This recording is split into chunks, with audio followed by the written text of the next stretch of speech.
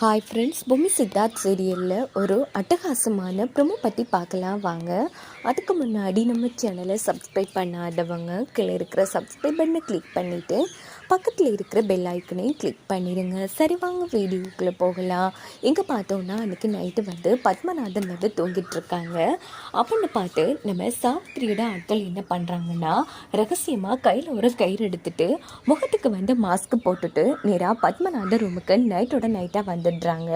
அப்படின்னு பார்த்து பத்மநாதனோட மூக்கு வாய் ரெண்டையுமே பொத்தி அந்த இடத்துல பிடிச்சிட்ருக்காங்க. இதனால மூச்சு எடுக்க முடியாமல் பத்மநாதன் ரொம்ப கஷ்டப்படுறாங்க.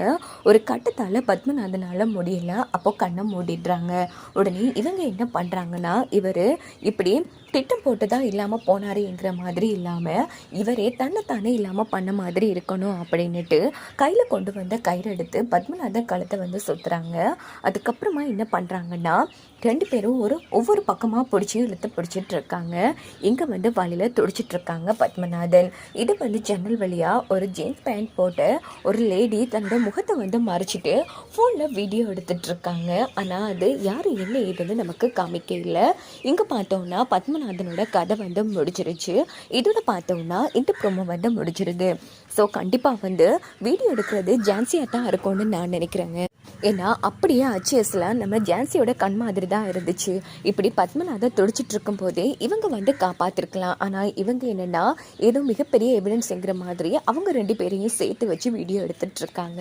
இன்னொரு பக்கம் பார்த்தோன்னா நம்ம பொம்மி வர சாவித்திரிக்கேங்க பழி வாங்க துடிச்சிட்டு இருக்காங்க. இப்போது பத்மநாதனோட கதையும் வேற முடிச்சிருச்சு இல்லையா. கண்டிப்பாக பத்மநாதனும் நம்ம பொம்மியோட உலகத்தில் போய் சேர போகிறாங்க. ஸோ ரெண்டு பேருமே சேர்ந்து தான் இப்போ நம்ம சாவித்திரிக்கேங்க பழி வாங்க போகிறாங்க.